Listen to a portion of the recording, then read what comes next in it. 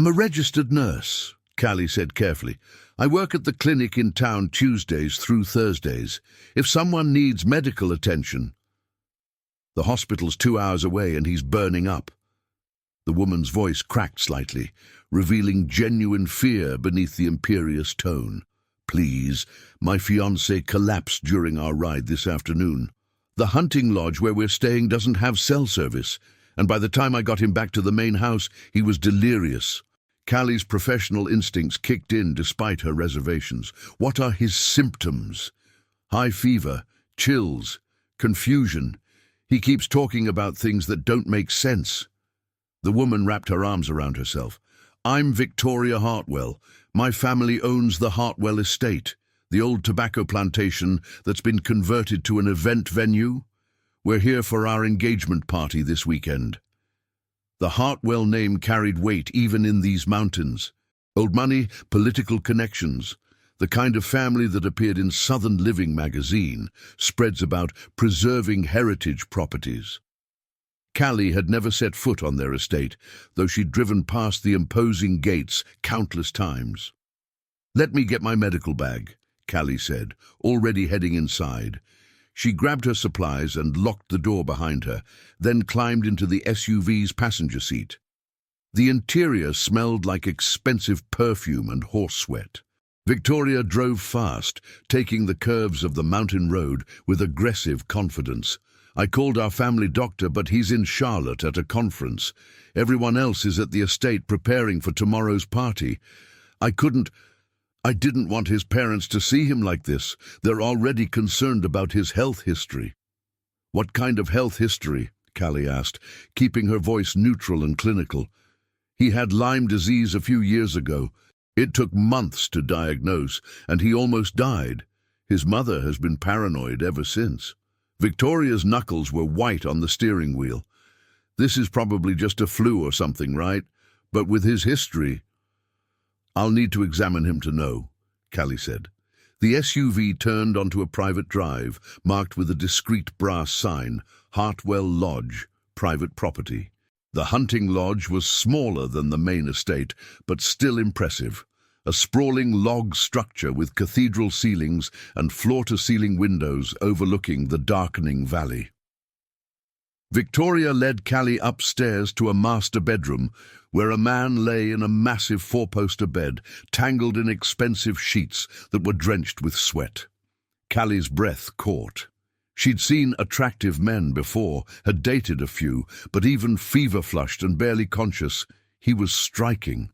Dark hair stuck to his forehead, strong features slack with illness, a body that spoke of regular gym sessions and outdoor activities.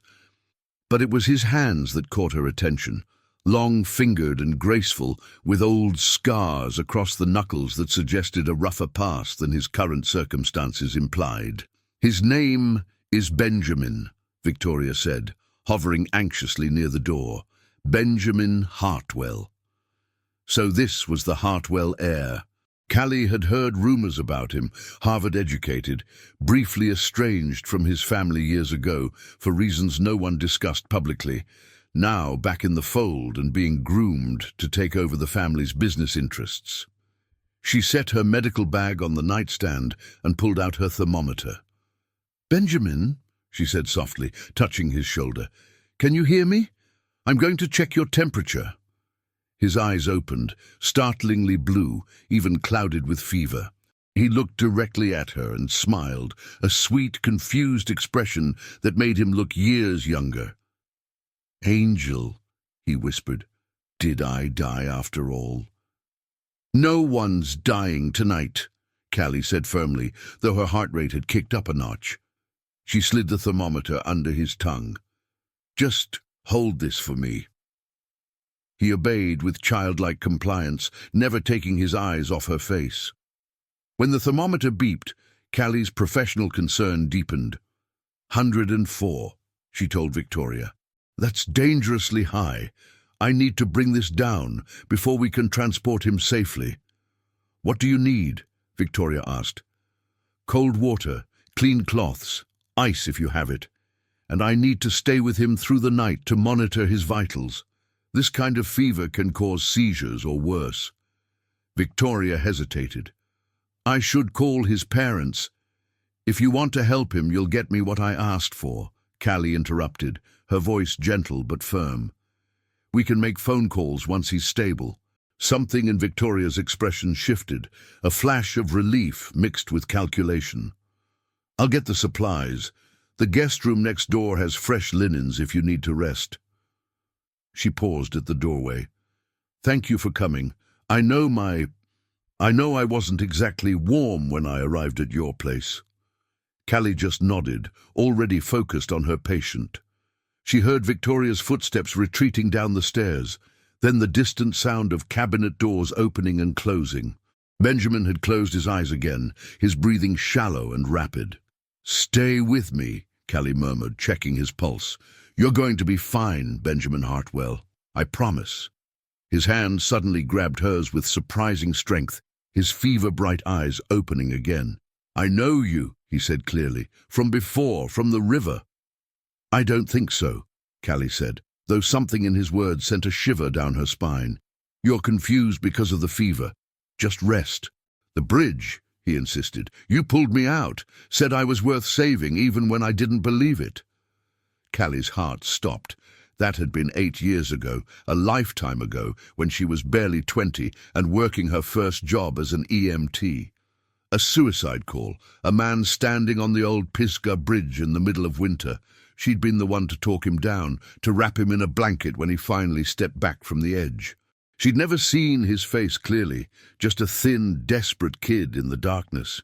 She'd written her report and moved on to the next emergency, the way you had to in that job. That was you, she whispered.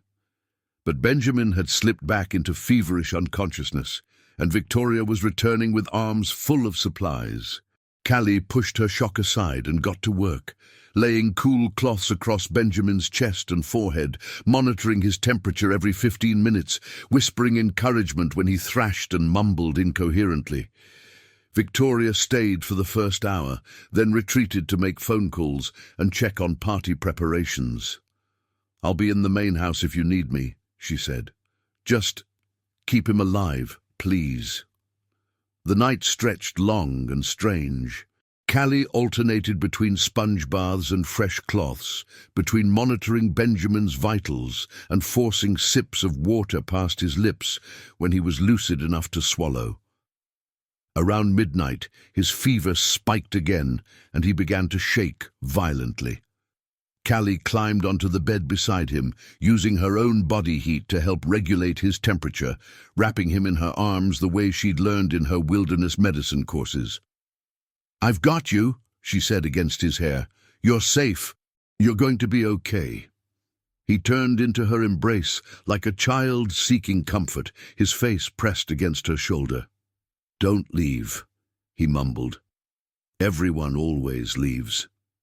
I'm not going anywhere, Callie promised, and felt something shift in her chest, a dangerous tenderness that had no place in a professional situation. By dawn, the fever had broken. Benjamin's temperature had dropped to a safer 101. His breathing had evened out, and he'd fallen into genuine sleep rather than feverish delirium. Callie carefully extracted herself from the bed, her muscles stiff from hours in one position. She was washing her face in the bathroom when she heard movement from the bedroom. Benjamin was awake, sitting up against the headboard, looking disoriented. "Where?" he started, then saw Callie in the doorway. His expression transformed into something between wonder and confusion. "You're real," he said. I dreamed you." "Not a dream," Callie said, suddenly aware of how intimate this situation was, her in her rumpled clothes, him shirtless in a bed where she'd spent the night. "I'm Callie Morrison. Your fiancé brought me here to help with your fever." "Victoria." He rubbed his face. "Right. The party. What time is it?" "About 6 in the morning." Callie pulled out her thermometer. "Your fever broke a few hours ago, but I need to check you again, and you should eat something bland if you can keep it down." He submitted to the examination, watching her face the whole time. "I remember you," he said quietly. "From the bridge. I never forgot your voice." Callie's hands stilled. "That was a long time ago. You saved my life." His blue eyes were clear now, intent. "I was in a bad place, dropped out of Harvard, cut off from my family, broke and addicted to painkillers after a construction accident. Thought ending, it was the only way out. But you didn't end it," Callie said. "You chose to step back. That was your decision, not mine. You made me believe I could." He reached out as if to touch her hand, then seemed to think better of it. "I went to rehab the next day. Got clean, went back to school, tried to become someone worth saving. I looked for you after, asked around, checked with the emergency services, but no one would give me information." "Patient privacy laws," Callie said automatically, though her heart was hammering. "And I left the EMT job not long after. Went back for my nursing degree." "Why did you leave?" "Because holding strangers' hands as they died became too heavy," Callie thought. "Because I couldn't save my own father from cancer, and it made me feel like a fraud. Because I needed to heal in a different way." "Different reasons," she said aloud. "Benjamin, your temperature is almost normal, but you should see a doctor as soon as possible. This could be a resurgence of Lyme disease or something else that needs treatment." "Ben," he said, "please call me Ben." Footsteps sounded on the stairs and Victoria appeared in the doorway, perfectly put together despite the early hour. "You're awake," she said, relief evident in her voice. She crossed to the bed and kissed Benjamin's forehead. "You scared me. How are you feeling?" "Like I got hit by a truck," Ben admitted, "but alive, thanks to—" He looked at Callie. "Ms. Morrison," Victoria supplied smoothly. "She was wonderful. Very professional." Something in her tone made it clear that professional meant distant, detached, nothing more than a service provider. "I've arranged for our family doctor to do a house call this afternoon. You can rest until then." "I should go," Callie said, gathering her supplies. "Make sure he keeps drinking fluids. If the fever comes back or he shows signs of confusion, call 911 immediately." "Of course. Let me write you a check." Victoria was already pulling out a leather checkbook from her purse. "The clinic will bill you," Callie said, uncomfortable with the transactional undertone. "My regular rate for after-hours house calls." She was halfway to the door when Ben's voice stopped her. "Callie, wait." She turned. He was looking at her with an intensity that made Victoria's posture stiffen. "Thank you," he said simply, "for everything. For tonight and for before, for seeing me when I couldn't see myself." "Get better," Callie said, and fled before the tightness in her throat could turn into something embarrassing. Victoria followed her downstairs, heels clicking on the hardwood. "I'll drive you back," she said, though it sounded more like a command than an offer. The ride down the mountain was silent and uncomfortable. When they reached Callie's driveway, Victoria finally spoke. "He gets confused when he's sick," she said. "Whatever he said to you was between a patient and a caregiver," Callie finished. "I understand professional boundaries, Ms. Hartwell." "Good." Victoria's smile was sharp. "Because Ben and I have been together for 3 years. Our families have been friends for generations. Our engagement party is tomorrow, and the wedding is planned for June. His moment of weakness 8 years ago, that's not who he is anymore." Callie got out of the SUV without responding.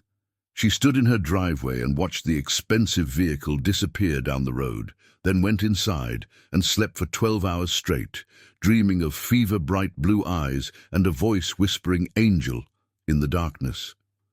She told herself it meant nothing. That it was just a patient, just a job, just another person she'd helped in her capacity as a nurse. But 3 days later, when she was restocking supplies at the clinic, Ben Hartwell walked through the door, healthier and more composed than he'd been at the lodge. He was carrying a bouquet of wildflowers, not the expensive hothouse roses that someone like him could easily afford, but mountain asters and goldenrod gathered from the roadside. "I needed to see you," he said, "to say thank you properly, without the fever dreams and confusion." Callie's co-worker, Diane, was practically vibrating with curiosity at the front desk. The clinic waiting room had 3 patients, all of whom were now watching with undisguised interest. "This isn't a good time," Callie said quietly. "Then when?" Ben stepped closer, and she caught the scent of his cologne, cedar, and something warmer, more personal. "I need to talk to you. About the bridge. About what you did for me." "You don't owe me anything," Callie said. "You were in crisis. I did my job, that's all. That's not all, and you know it." His voice was low, urgent. "You saw me at my worst, and you still treated me like I was worth something. Like I mattered. Do you have any idea how rare that is?" The waiting room was silent now, everyone openly eavesdropping. Callie felt heat climbing her neck. "Ben, you're engaged. Your party was 3 days ago. What are you doing here?" Something flickered across his face. Guilt, frustration, something more complicated. I know how this looks, but I can't stop thinking about you, about that night, about the fact that you came back into my life right when—" He stopped himself. "Can we just talk, please, somewhere private?" "No," Callie said, though the word cost her. "Whatever you think you're feeling, it's gratitude mixed with fever memories. Go home to your fiancé. Live your life. Be happy." She turned and walked into the back office before he could respond, before her resolve could crumble. Through the door, she heard Diane's cheerful voice saying, "She's really busy today, sweetie. Maybe try back another time." But Ben's voice was clear when he replied, "I'll wait." And he did. When Callie's shift ended 6 hours later, he was sitting in his car in the parking lot, reading a book. He looked up when she appeared and climbed out, moving with the easy athleticism of someone who'd spent his life hiking and riding and doing all the outdoor activities that old money took for granted. "I'm not a stalker," he said, holding up his hands. "I promise, I need to explain something, and then, if you want me to leave you alone, I will." Callie looked around the parking lot. The autumn sun was setting early, painting the mountains in shades of amber and rose. She thought about her empty house, her quiet life, the careful distance she'd maintained from emotional complications since her father's death 3 years ago. 20 minutes, she said finally. "There's a diner down the road. Public place, neutral territory." "Thank you," Ben said, and the relief in his voice was palpable. The Mountain View Diner was a local institution. Vinyl booths, checkerboard floors, and the best chicken and waffles in 3 counties. They slid into a corner booth, and Ben ordered coffee for both of them without asking, somehow knowing she needed the caffeine after a long shift. "Talk," Callie said when the waitress had poured and departed. Ben wrapped his hands around his mug. "After the bridge," he began, "I went to rehab in Virginia, spent 6 months getting clean. My parents paid for it, but they'd cut off all other financial support. Said I had to prove I was serious about changing." "That seems reasonable," Callie said carefully. "It was. I'm not claiming victim status here. I made terrible choices." He took a sip of coffee. "I went back to Harvard, finished my degree in economics, even though what I really wanted to study was wildlife conservation. Met Victoria at a charity gala my senior year. She was smart, ambitious, from the right kind of family. We started dating, and it was easy, comfortable."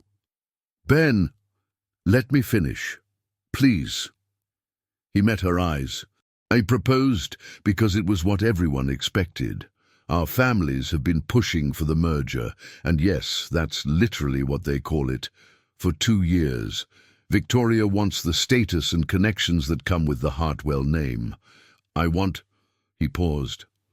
"I wanted to prove I could be the son my parents needed, the heir who could handle the business and the social obligations and all the performance that comes with being a Hartwell." That's not a good reason to marry someone, Callie said. No, Ben agreed, it's not, and I think I've known that for a while, but I couldn't admit it. Then I got sick and you showed up and... He laughed without humor. I woke up calling your name. Victoria heard it. She's been furious ever since, though she's too well-bred to show it publicly. Callie's stomach dropped. Ben, I can't be the reason you end your engagement. That's not fair to anyone. You're not the reason. You're the catalyst. He leaned forward. You reminded me that there's a difference between surviving and living, between doing what's expected and doing what's right. I'm not in love with Victoria. I respect her, but I don't love her. And she doesn't love me. She loves the idea of being Mrs. Benjamin Hartwell. You don't know me, Callie said desperately. You're building me into some kind of savior figure based on 2 encounters years apart. That's not real. Then let me get to know you. Let me prove that this isn't just gratitude or fever dreams. Ben reached across the table but didn't quite touch her hand. I know I'm asking a lot. I know the timing is terrible and my situation is messy, but I haven't felt this alive, this certain about anything, since the night you pulled me back from that bridge. Callie's phone buzzed. A text from her mother. Sunday dinner this week? Want you to meet Doug's new girlfriend. Reality check. Her mother was dating again after 3 years of widowhood. Life moved forward whether you were ready or not. The question was whether you moved forward honestly or just kept performing the roles everyone expected. I need time to think, Callie said. This is complicated, Ben. Your family is important in this community. My reputation matters for my job. If people think I'm the reason, I'll handle my family, Ben said, and I'll handle Victoria. This is my mess to clean up. I'm not asking you to fix anything or save anyone. I'm just asking for a chance. 20 minutes is up, Callie said, though neither of them had been watching the time. Can I call you? Ben asked. I don't know if that's a good idea. Please, even if it's just to say no. I need to know either way. Callie pulled a pen from her purse and wrote her number on a napkin, feeling like she was stepping off a cliff. One conversation, she said. That's all I'm promising. One conversation, Ben agreed, taking the napkin like it was something precious. Callie drove home in a daze, her mind spinning. She'd worked so hard to build a quiet, stable life after the chaos of her father's illness and death. She'd dated safe men who didn't challenge her, who didn't make her feel too much. The kind of relationship she was contemplating with Ben Hartwell, if it could even be called a relationship at this point, was the opposite of safe. He called that night at 10 o'clock. I broke off the engagement, he said without preamble. 2 hours ago. Victoria took it better than I expected. She called me a coward and threw her ring at my head, but she'll be fine. Her pride is bruised, but her heart isn't broken. Ben. Callie sat down heavily on her couch. You should have waited, thought about it more. I've been thinking about nothing else for 3 days, for 3 years, really. His voice was steady, certain. I was using her, Callie. Using the relationship to prove something to my family. That's not fair to her or to me. She deserves someone who actually wants to marry her, not someone going through the motions. What did your parents say? Nothing yet. I'm driving to their house now to tell them in person. He paused. I know this is fast. I know you barely know me, but I meant what I said at the diner. I want a chance to do this right, to get to know you without fever and delirium in the way, to see if what I feel is real. And if it's not? Callie asked. If it's just the dramatic circumstances making everything feel more intense than it is? Then we figure that out together, Ben said. But I need to know, Callie. I need to try. I've spent 8 years wondering about the woman who saved my life. Now that I've found you again, I can't just walk away. 3 weeks later, Callie stood in her kitchen making coffee at 6 in the morning when her phone rang. Her mother's number. Have you seen the newspaper? Barbara Morrison demanded without greeting. Mom, it's barely dawn. The society section. There's an announcement about the Hartwell engagement being called off. And there are rumors.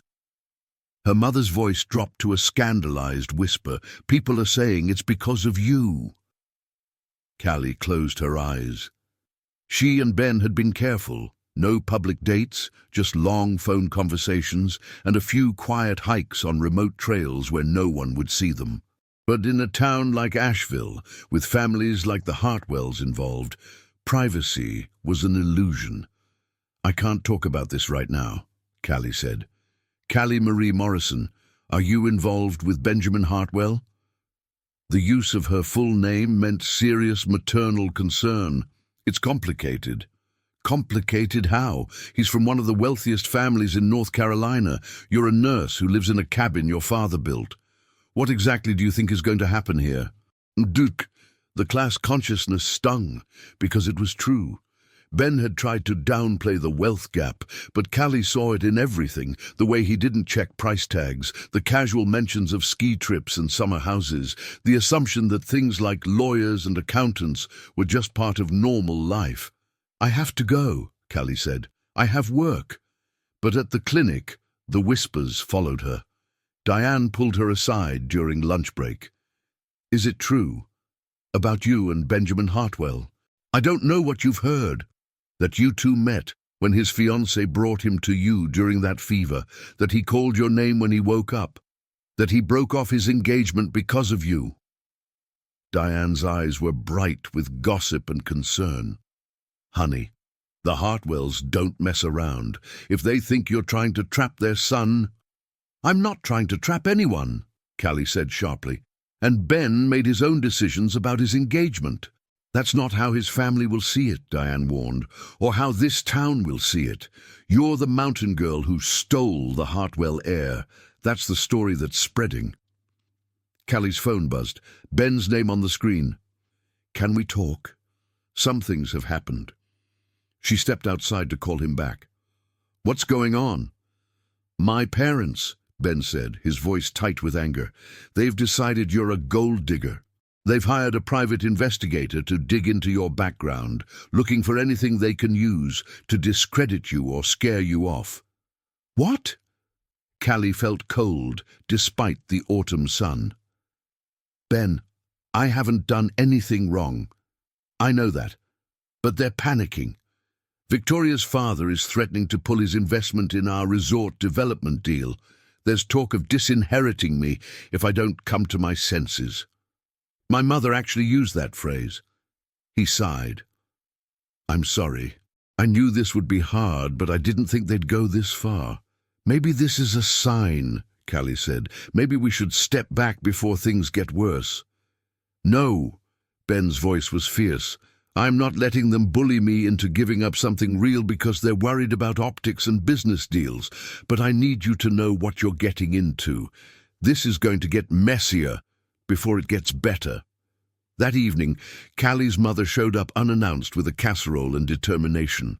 We need to talk about this Hartwell situation, Barbara said, pushing past Callie into the kitchen. Mom, I'm not here to lecture you, baby. I'm here to remind you of something. Barbara set the casserole down and turned to face her daughter. Your daddy and I came from different worlds too. His family had money, and mine had hard-scrabble pride. They said I was marrying above my station, said I'd trapped him with pregnancy even though you didn't come along until 3 years after the wedding. Callie had heard pieces of this story before, but never the full version. What happened? We weathered it.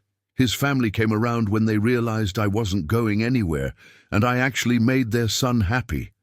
But it took years, Callie. Years of snide comments at holidays and being left out of family events. Years of people in town whispering that I didn't belong. Barbara's eyes were serious. I loved your father enough to deal with all that. The question is, do you love this Benjamin Hartwell enough to deal with what's coming? I barely know him, Callie admitted. We've been talking for 3 weeks. That's not enough time to know if this is love. Then figure it out fast, her mother said, because the Hartwells aren't going to wait for you to be sure. Ben showed up at her door at 10 that night, looking exhausted and furious. My parents want to meet you, he said. Tomorrow, dinner at the estate. That sounds like a trap. It is a trap, Ben agreed. But maybe it's time to spring it. Let them see that you're a real person, not some scheming villain from their imagination. Callie laughed without humor. You think one dinner is going to change their minds? No, but it's a start. He stepped closer, and Callie caught the scent of cedar and frustration. I'm not giving up on this, Callie. On us. Whatever this is or could be. But I need to know you're in this too. Because if we're going to face my family, I need to know I'm not fighting alone. Callie thought about her mother's words, about her father's long illness, and how love had to be stronger than fear to survive hard times. She thought about the boy on the bridge 8 years ago, and the man standing in front of her now, asking not to be saved, but to be seen. I'm in, she said quietly. For now. For as long as this makes sense. Ben's smile transformed his face. That's all I'm asking. The dinner at Hartwell Estate the next evening was exactly as awkward as Callie had feared. The dining room was an exercise in intimidation. Mahogany table that could seat 20, crystal chandelier, oil paintings of Hartwell ancestors in gilded frames. Ben's parents, Charles and Eleanor Hartwell, were polite but cool, assessing her like a business acquisition. So you're a nurse, Eleanor said, making the profession sound vaguely embarrassing. At the county clinic. Yes, ma'am, Callie said. I specialize in community health and emergency medicine. How admirable, Eleanor said in a tone that meant the opposite. Benjamin tells us you met when Victoria called you during his illness. That's correct. And you were also there the night he attempted suicide. Charles Hartwell's voice was sharp. The incident we were told was a car accident? Callie felt Ben tense beside her. I was working as an EMT at the time, she said carefully. I responded to a crisis call. Convenient that you showed up again years later, Eleanor said, right when our son was vulnerable and engaged to another woman. Mother, that's enough, Ben said. Is it? Eleanor's refined mask slipped slightly. You throw away a 3-year relationship with a perfectly suitable woman for someone you barely know. You risk a major business deal and your family's reputation, and we're supposed to just accept this? You're supposed to trust that I know what I'm doing, Ben said tightly. Like you knew what you were doing when you dropped out of Harvard and nearly killed yourself with drugs, Charles said. Forgive us for being skeptical of your judgment. The room went silent. Callie saw Ben's jaw clench and recognized the look. Shame mixed with anger, the expression of someone whose worst moments were being used as weapons against him. Ben made mistakes, Callie said quietly. So have we all. But he got help. He went to rehab, finished his degree, built a life. That takes courage, and it's not fair to keep punishing him for being human. This doesn't concern you, Eleanor said coldly. It does, if you're using his past to control his present, Callie replied, surprising herself with her own boldness. I understand you're worried about him, that you want to protect your family, but treating him like a child who can't make his own decisions isn't protection. It's control. Charles Hartwell's expression was unreadable. And what exactly are your intentions toward my son, Ms. Morrison? To get to know him, Callie said honestly, to see if what we feel is real or just circumstance, and to let him make his own choices without pressure from anyone, including me. The dinner concluded shortly after, strained and uncomfortable. Ben drove her home in silence, his hands tight on the steering wheel.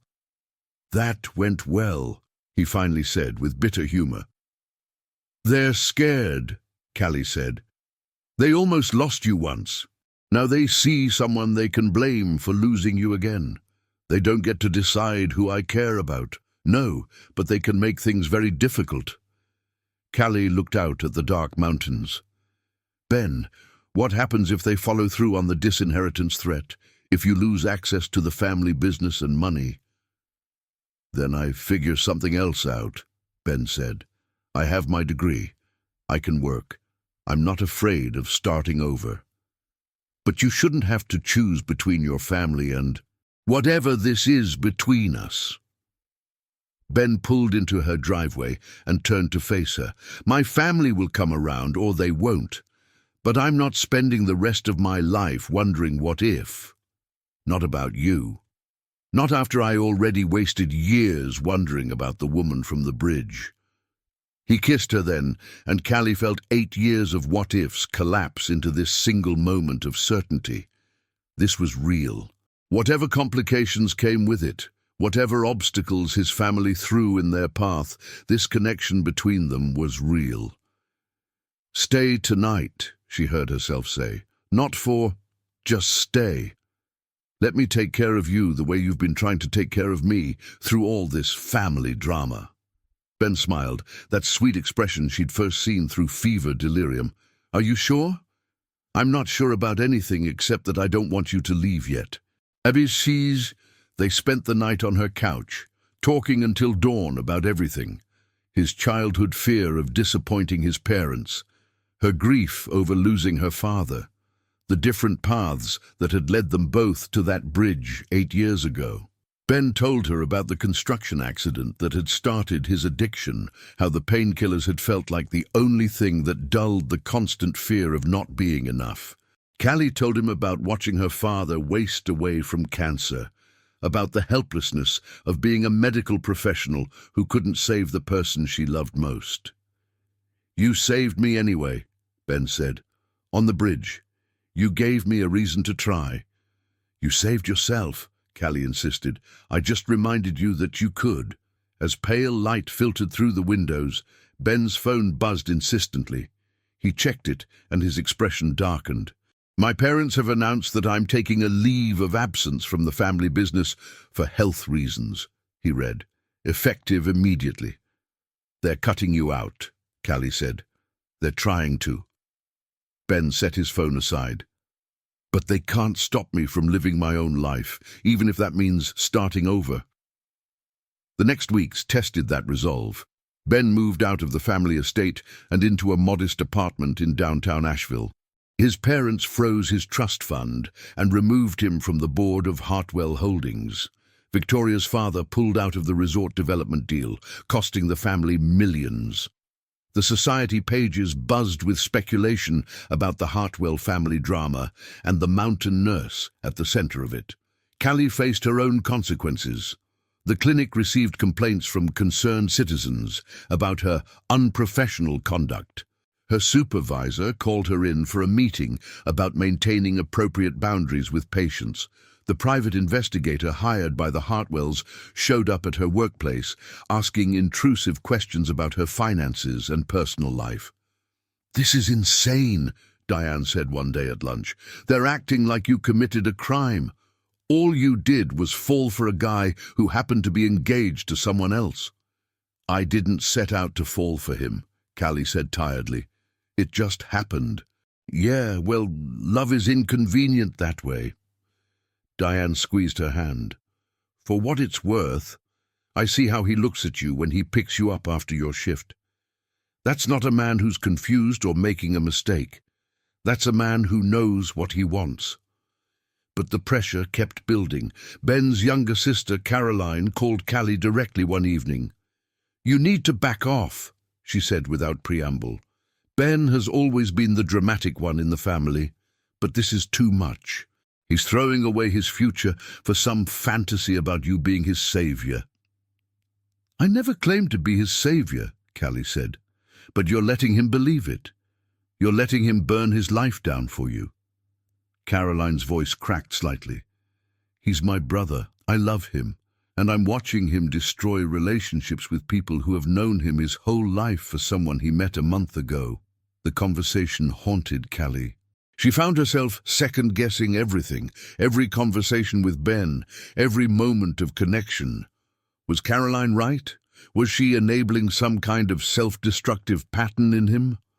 She finally voiced her doubts on a hike through Pisgah Forest, 6 weeks after that first feverish night at the hunting lodge. They'd stopped at a waterfall to rest, and the November cold was sharp enough to make their breath visible. "What if they're right?" Callie said abruptly. Your family. What if you're throwing away your whole life for something that's just infatuation, based on extreme circumstances? Ben was quiet for a long moment, watching water cascade over rocks. I thought about that a lot in the first week after the engagement ended, he finally said. I asked myself if I was just running away from responsibility again, the way I did when I dropped out of school. If I was making you into some kind of symbol, instead of seeing you as a real person. And then I realized something. He turned to face her.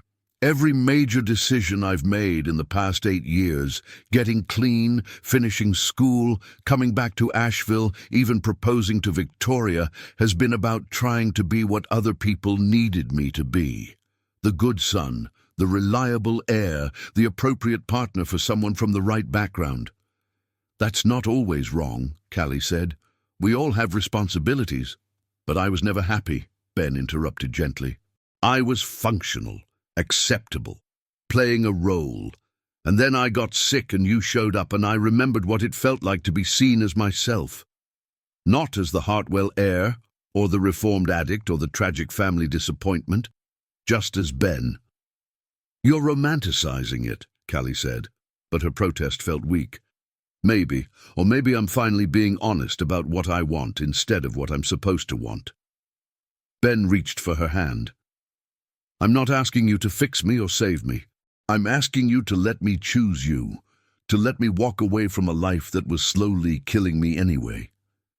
Callie felt tears prick her eyes. I'm scared, she admitted. I'm scared that we're both so damaged, that we're mistaking recognition for love. That 6 months from now, we'll wake up and realize we've made a terrible mistake. Then we'll have made it together, Ben said, and we'll figure out what comes next. But Callie, I need you to understand something. My family didn't cut me out because of you. They cut me out because I finally said no to them. You gave me the courage to do that, but the choice was mine. They kissed in the cold November air, and Callie felt something loosen in her chest, a knot of fear and doubt that had been tightening for weeks, but the universe wasn't done testing them. 2 days later, Callie's supervisor called her into the office with grim news. There's been a formal complaint filed against you, Dr. Martinez said, alleging that you engaged in inappropriate conduct with a patient and violated HIPAA regulations by sharing private medical information. That's not true, Callie said, her blood running cold. I never shared anything about Ben's treatment. The only people who knew about the fever were him and Victoria. The complaint is from Victoria Hartwell, Dr. Martinez said carefully. She claims you shared details about Benjamin's mental health history, specifically the suicide attempt, with members of the community. I never, Callie's mind raced. The only time I mentioned the bridge was at dinner with his parents, and that was only because they brought it up first. I didn't share any medical information. Unfortunately, the complaint is detailed enough that it requires a formal investigation. Dr. Martinez looked sympathetic but firm. I'm going to have to place you on administrative leave pending the outcome. I'm sorry, Callie. I know this isn't fair, but my hands are tied. Callie left the clinic in a daze. She called Ben from her car, her hands shaking. Victoria filed a complaint against me. I'm being investigated for ethics violations. The silence on the other end was long and terrible. I'll fix this, Ben finally said, his voice cold with anger. I'll talk to Victoria. I'll make her withdraw the complaint. Don't, Callie said. That'll just make it look like you're using your influence to cover up wrongdoing. Let the investigation happen. I didn't do anything wrong, so there's nothing to find. She's trying to destroy your career, Ben said, because she's angry at me. This is my fault. No, Callie said firmly. This is her choice, just like ending your engagement was your choice. We don't control what other people do, Ben. We only control how we respond. But the stress was taking its toll. That night, Callie couldn't eat, couldn't sleep. She kept replaying conversations, wondering if she'd said something that could be misconstrued. Her nursing license was her livelihood, her identity. Without it, what was she? Ben showed up at midnight with takeout from her favorite Thai restaurant and determination in his eyes. "I talked to a lawyer," he said. "A good one, not someone connected to my family. She says the complaint is bogus and won't survive even basic scrutiny. But she also said we should document everything. All of our communications, the timeline of our relationship, witnesses who can verify that you never shared private information." They spent hours going through phone records, text messages, writing down every interaction with detailed notes about what was said and who was present. It was exhausting and clinical, turning their relationship into evidence for a defense. "This is what they wanted," Callie said around 2 a.m, rubbing her tired eyes. "Your parents, Victoria, they wanted to make this so hard that we'd give up." "Are you giving up?" Ben asked quietly.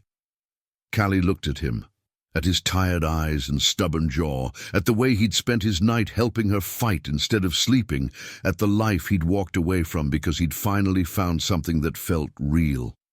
"No," she said, "I'm angry, I'm exhausted, but I'm not giving up." "Good," Ben said, "because neither am I." The investigation took 3 weeks. 3 weeks of Callie sitting at home with no work, no routine, watching her savings dwindle and her anxiety spike. Ben stayed with her most nights, bringing groceries and distraction, trying to keep her spirits up, even as his own family continued their campaign of pressure. Then, 2 days before Thanksgiving, the call came. Dr. Martinez's voice was warm with relief. "The investigation is closed," she said.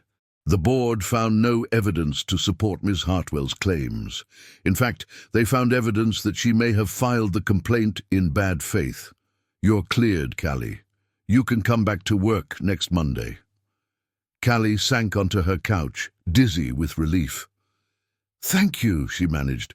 "Between you and me," Dr. Martinez added, "we all knew it was garbage, but we had to follow protocol. Welcome back." Ben arrived an hour later with champagne and an enormous smile. "I heard," he said, sweeping her into his arms. "You're cleared. You're free." They celebrated that night with takeout pizza and cheap champagne, sitting on her living room floor like college kids. But the joy was tempered by reality. Ben's family was still hostile. Victoria's attempt to destroy Callie's career had failed, but the damage to their reputations lingered. "What do we do now?" Callie asked. "Now," Ben said, "we live our lives. We go to work. We have dinner. We take hikes. We let people talk until they get bored and move on to the next scandal." "And your family?" Ben's expression hardened. "My family needs to accept that I'm an adult who makes my own choices. If they can't do that, then I'll build a life without them." "You don't mean that," Callie said gently. "I do." But there was sadness in his eyes. "I love them, but I can't keep sacrificing my own happiness to meet their expectations. That's what the bridge was about, Callie. That's what I was running from. The constant pressure to be someone I'm not." Thanksgiving came. Callie's mother invited them both for dinner, along with her boyfriend Doug and his college-age son. It was casual and warm, and nothing like the formal disaster at Hartwell Estate. Ben helped wash dishes and told terrible jokes and fit into the easy rhythm of Callie's family like he'd always been there. "He's good for you," Barbara whispered to Callie while they were setting out pie. "You smile more when he's around." "It's still complicated," Callie said. "Love usually is." Her mother squeezed her hand. "But your father and I didn't let complicated stop us. And look what we had. 32 years of marriage, one amazing daughter, and a life we built together despite everyone's doubts." That night, lying in bed with Ben beside her, Callie felt something shift, a kind of settling, like a house foundation finding solid ground after a storm. They weren't out of the woods yet. Ben's family was still opposed. The gossip hadn't entirely died down, and there were surely more obstacles ahead. But for the first time since that feverish October night, Callie felt genuinely hopeful, not because the problems had disappeared, but because she and Ben had proven they could face them together. "I love you," she said into the darkness. "I think I have for a while, but I was too scared to say it." Ben pulled her closer. "I love you too, since the bridge, maybe. Since you showed me that kindness wasn't a weakness and that I was worth saving." "You saved yourself," Callie reminded him again. "We saved each other," Ben corrected, "and we're going to keep saving each other, every day, from doubt and fear and other people's expectations." Winter arrived, with the first snow in early December. Ben got a job at a local environmental consulting firm, not glamorous, nothing like running the family business, but work he found meaningful. Callie returned to the clinic, where her co-workers welcomed her back with warmth and badly concealed curiosity. Life found a rhythm. They had dinner with Callie's mother every Sunday. Ben started volunteering with a wilderness conservation group.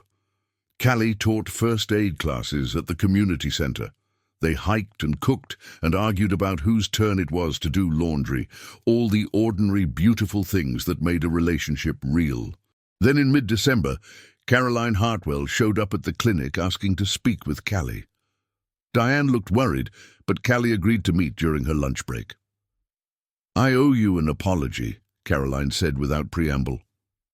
They were sitting in Callie's car in the parking lot, watching snow fall on the mountains. "I said terrible things about you. I believed what my parents told me, that you were manipulating Ben, that you were after money or status." "And now?" Callie asked carefully. "Now I've been watching my brother for the past 2 months. He's different, lighter." Caroline's voice was thick. "I realized I hadn't seen him genuinely happy in years, maybe ever. He was always performing, always trying to be what everyone needed. But with you, he's just Ben." Callie didn't know what to say. "My parents are wrong," Caroline continued. "They're so focused on protecting the family legacy that they've forgotten Ben is part of that family. They're going to lose him if they keep this up. I don't want that to happen." "What are you asking me?" Callie said. "Come to Christmas dinner, you and Ben together. Let my parents see what I see, that you're good for him, that this isn't some temporary rebellion or crisis." Caroline met her eyes. "They're stubborn and proud, but they love him. If they can get past their panic, they might actually listen."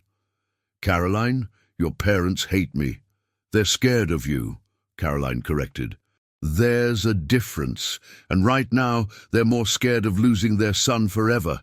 This is a chance to build a bridge. Terrible pun intended, given your history with Ben." Callie talked to Ben about it that night. His initial reaction was skeptical. "My family doesn't deserve a second chance after everything they've put you through." "Maybe not," Callie agreed, "but you deserve to have your family in your life. And I don't want to be the reason that doesn't happen." "You're not the reason, they are." "Then let's give them one more opportunity to prove they can change," Callie said. "If it goes badly, we tried. But if it goes well, you get your family back. That's worth the risk." Christmas dinner at Hartwell Estate was nowhere near as hostile as Thanksgiving dinner had been. Eleanor was stiff but polite, actually asking Callie about her work at the clinic with something approaching genuine interest. Charles discussed environmental policy with Ben, treating him like an adult with valid opinions rather than a wayward child to be managed. It wasn't perfect. Eleanor made a pointed comment about suitable marriages that made Caroline wince. Charles mentioned the resort deal that had fallen through with obvious regret. But there was also laughter, moments of warmth, Caroline's fiancé joking with Ben about childhood memories, Eleanor showing Callie family photo albums from when the children were young. As they were leaving, Eleanor caught Callie's arm. "I was wrong about you," she said quietly. "I thought you were taking advantage of my son during a vulnerable moment, but I see now that you gave him something he's never had. Permission to be himself. He's always been himself," Callie said. He just needed to believe that was enough. "Thank you," Eleanor said, and there were tears in her eyes, "for saving him twice." The new year brought changes. Charles offered Ben a position as Director of Environmental Initiatives for Hartwell Holdings, a newly created role that would allow him to pursue conservation work while still being part of the family business. Ben accepted, but on his own terms, maintaining the apartment he and Callie now shared rather than moving back to the estate. Victoria, surprisingly, reached out with an apology letter. She'd met someone new, she wrote, a lawyer from Charlotte who shared her ambitions and didn't need to be convinced to want her. She withdrew the ethics complaint formally and publicly, restoring what little remained of Callie's damaged reputation in the community's eyes. "I think she was as relieved as I was," Ben said when they read the letter together. "We were both performing a relationship that neither of us really wanted." Spring arrived with dogwoods blooming across the mountains. Ben and Callie hiked to Pisgah Bridge one sunny April morning, the first time either of them had returned since that winter night 8 years ago. The bridge looked different in daylight, less ominous, just a structure of metal and concrete spanning a river, nothing supernatural or fated about it. "I thought about you every year on the anniversary," Ben admitted. "Wondered where you were, if you remembered me, if you ever thought about that night." "I remembered all of them," Callie said. "Every person I couldn't save and every person I could. You were one of the ones who stuck with me. I used to hope you'd found whatever you were looking for." "I found it," Ben said. He pulled a small velvet box from his jacket pocket. "I know we said we'd take things slow, that we'd give ourselves time to be sure. But Callie, I've never been more sure of anything in my life." The ring was simple, a single diamond on a gold band, nothing ostentatious or showy, exactly what Callie would have chosen for herself if anyone had asked. "I'm not asking because of family pressure or social expectations," Ben continued. "I'm asking because I want to build a life with you, because every day with you is better than the best day I had before, because you see me, all of me, including the broken parts, and love me anyway." Callie felt tears streaming down her face. "Yes," she said. "Yes, of course, yes." They married in June at her mother's house, with Barbara and Doug and Caroline and a handful of close friends in attendance. Charles and Eleanor came, looking slightly uncomfortable in the casual backyard setting, but genuinely happy for their son. The ceremony was short and heartfelt, officiated by the minister from Callie's childhood church. "Do you remember what I said to you that night on the bridge?" Callie asked during their first dance as husband and wife, swaying to music from a borrowed speaker.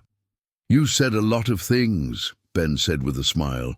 "I said that tomorrow would come whether I was there or not, that the only question was whether I'd be there to see what happened next."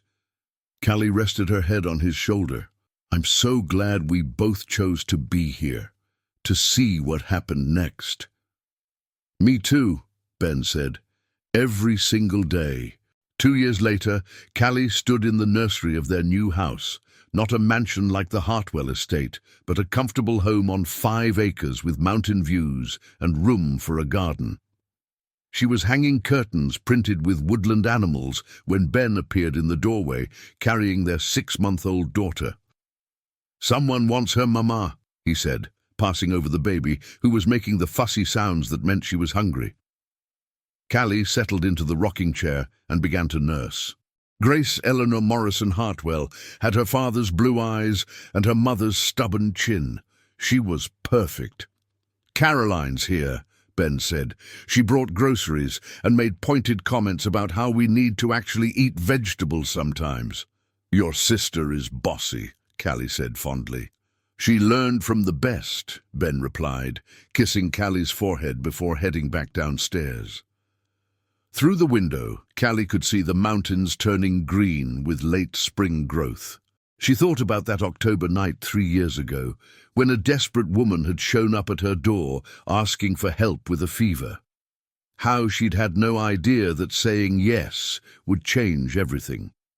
Grace made a small, satisfied sound, milk-drunk and content.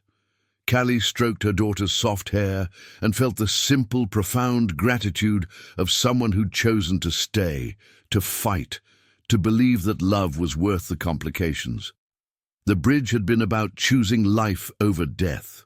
Everything since had been about choosing love over fear, authenticity over performance, connection over isolation. It hadn't been easy. There had been investigations and family drama and gossip and doubt. But they'd weathered it together, and what they'd built was real and solid and theirs. Ben appeared in the doorway again. "Mom wants to know if we're coming for Sunday dinner." "Tell her yes," Callie said.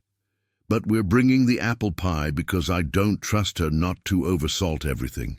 "I married a wise woman," Ben said, grinning. "You married a stubborn woman who knew what she wanted," Callie corrected. "Those are the same thing," Ben replied, and she couldn't argue. That night, after Grace was asleep and Caroline had gone home and the dishes were done, Callie and Ben sat on their back porch, watching fireflies emerge in the dusk. Ben's hand found hers automatically, their fingers intertwining with the ease of long practice. "Do you ever regret it?" he asked quietly. "Choosing me despite everything it cost?" "Never," Callie said. "Do you regret walking away from the life you were supposed to have?" "I didn't walk away from a life," Ben said. "I walked toward one, toward you, toward this." He gestured at the house, the mountains, the peaceful evening. "This is what I was supposed to have all along. I just didn't know it until I woke up calling your name and realized you weren't a dream." Callie leaned her head on his shoulder, feeling the steady rhythm of his breathing.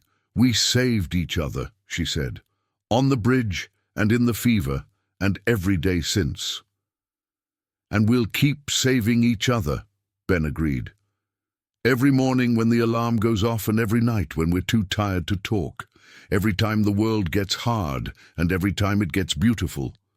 That's what love is, choosing each other over and over until it becomes as natural as breathing." "That's what love is," Callie echoed, and knew it was true.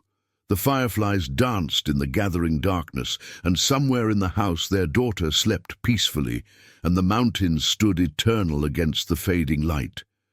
It was ordinary and extraordinary, simple and profound, a life built from honest choices and hard-won trust, and the courage to believe that being seen was worth the risk of being hurt. 3 years ago, Ben had woken from fever calling her name, thinking she was an angel or a dream. But Callie had never been either of those things. She was just a woman who'd learned that love required bravery, that family could be complicated and still worth fighting for, and that the most important person to save was always yourself. They'd saved themselves. Then they'd found each other. And they'd built something real, from the ashes of expectations and the courage of second chances. As the stars emerged overhead and Ben's hand tightened around hers, Callie knew with absolute certainty that this ordinary, beautiful, hard-won life was exactly where they were both meant to be. Not because fate had decreed it, or because some higher power had intervened, but because they'd chosen it. Every difficult day, every moment of doubt, every time someone told them it wouldn't work, they'd chosen each other, and that choice had made all the difference.